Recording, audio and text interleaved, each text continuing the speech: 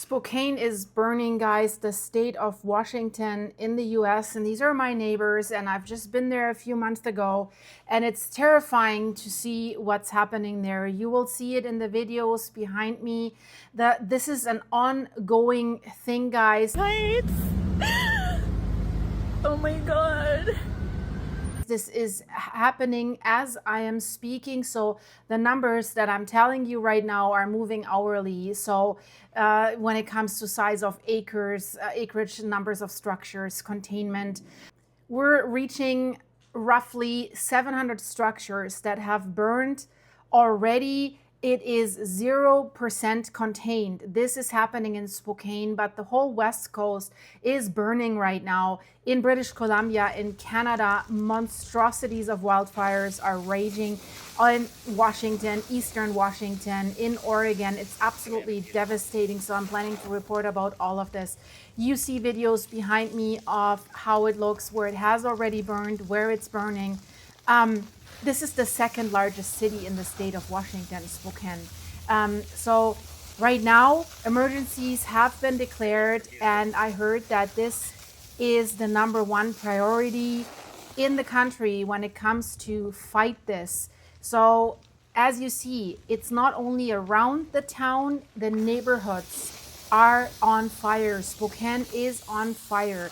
And every number I'm telling you is already outdated because it keeps burning. It started just before noon Saturday near Old Trails Road and West Euclid, west of the city. Winds were gusting 35 to 45 miles an hour, so strong winds. Humidity only in the single digits. That is why this could spread so rapidly in these dry conditions. So it burned through Riverside State Park, then it jumped the Spokane River, jumped over the river. A river did not stop that fire. And I'm also showing you a video of what's going on in British Columbia in Vernon with the Lake Okanagan. There we've seen the fire jump in recent years too, and it's burning down lakefront homes. Who would have thought that if you have a lakefront home that you're so affected from a wildfire? But talking about the Spokane fire here, as of the latest report, it's 0% contained. And these firefighters that are out there trying to protect structures and save lives, they're heroes in my opinion. And you'll see videos where they're trying to protect structures and put fire out around homes. So when it comes to evacuation, people need to go now. When you're in a level 3 evacuation area, and large parts of Spokane have hit that level 3 evacuation order right now, and the wording is, it's not just me saying that, leave now. This may be your only notice, because once you're enclosed by the fire, you might not be able to get out. So we see videos of people driving around, maybe this is their own neighborhood, and they're filming and they can't believe what they're seeing. So also, the National Guard was activated the first time for a fire in Washington since 2021. So also, this was they knew this was coming, I would say, because if we look at the day before the fire started, the National Weather Service has issued its first ever, they called it particularly dangerous situation declaration, and like a warning for Eastern Washington. So they saw it coming. So right now, combined, there's several fire spots, but they call this now one fire. We're talking about roughly 8,000 acres. It's not one fire. It had name Old Trails, Fairview, Autumn Lane Fire. It's combined right now. Statewide, we have 12 large fires. We have over 200,000 acres that are burning. Wenatchee, Lake Chelan, in these areas, it's really, really crazy. I'm showing you a picture here of the town of Tonusket. That's not far away from the British Columbia border. I've just been there a few months ago, and I can't believe that the fire is closing in there. So this is not an area that has a lot of trees or anything. It's absolutely insane. The last one, some officials are calling it possibly the most destructive wildfire in Washington history. So the Spokane fire. So started on Saturday, by Sunday, 700 structures gone, 0% contained. This is a timeline of the worst 24 hours in Spokane's modern history. And I'm giving you more facts, fact by fact, in the order that it happened. After this first time warning that had ever issued for Eastern Washington that I just mentioned, Saturday morning, Governor Bob Ferguson has declared a statewide state of emergency and a statewide burn ban. And today he's expected to show up in Spokane. And that was declared before a single one of these fires started. The power company, the local power company there, Avista, has warned on Friday that they might preemptively shut off power because of these conditions. And they probably were following what's happening in Canada, what's happening in British Columbia with these bad fires. We have it burning in eastern British Columbia, Okanagan, wine region, lakes, beautiful area. We have a monster fire that has been joined up by two fires that is burning around Cache Creek and the city of Clinton. So they have seen what these fires can do, and that's probably why they were issuing the warning. And also in Oregon, I've been following ranchers that are fighting alone for their livelihood, for their ranches, for their cattle, with dozers to preserve this. So the Commissioner of Public Lands put it plainly. This was already one of the busiest fire years on record, and that August had just started. Everybody saw it coming. Nobody could stop it. I know that nobody could stop it will start a lot of discussion, and I can tell you guys, I've been in Leavenworth. This is an area where it's burning right now as well, Leavenworth, Washington, and on their town square, they have an old tree. And then they have information about how to prevent fires, logging tactics, how to replant. And it was kind of a criticism on how things are being done. And they were also mentioning how it had been done centuries ago, right? With even like planned burning by the natives.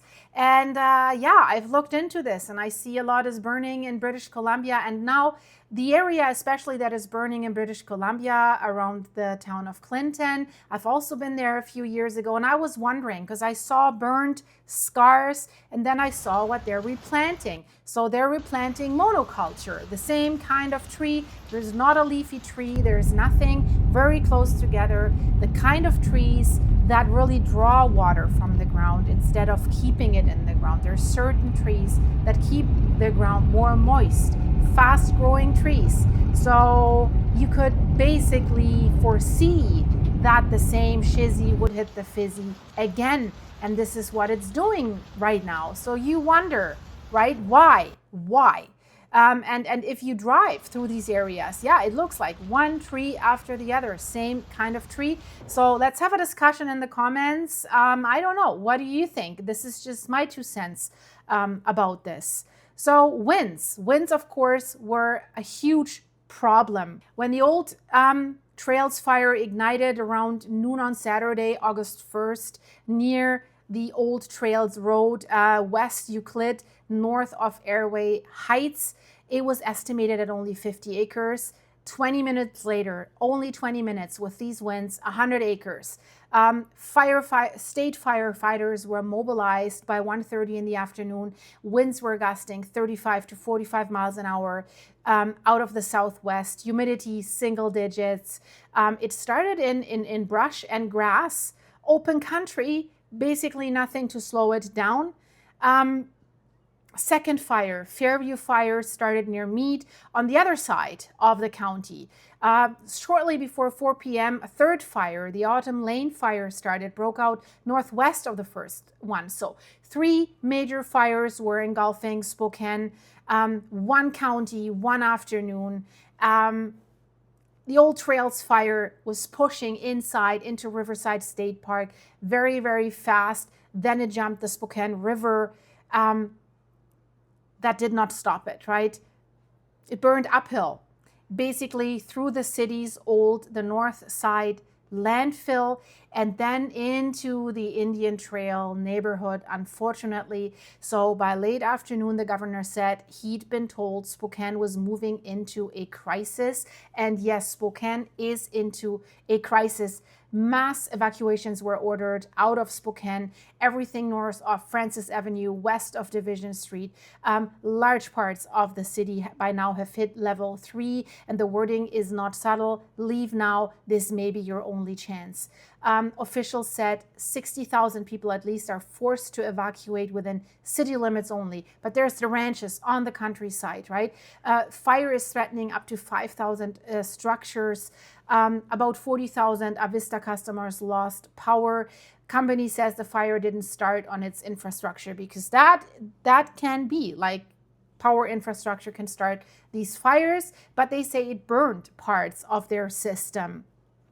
So the Mann-Grandstaff VA Medical Center had to evacuate their patients. 410 families slept at the Spokane Convention Center. Animal shelter opened in Spokane Valley for the pets. And I see a lot of farms. I see it in the Facebook groups. They're talking about how can we get our animals out? Do you have a horse trailer? Can we get the animals out?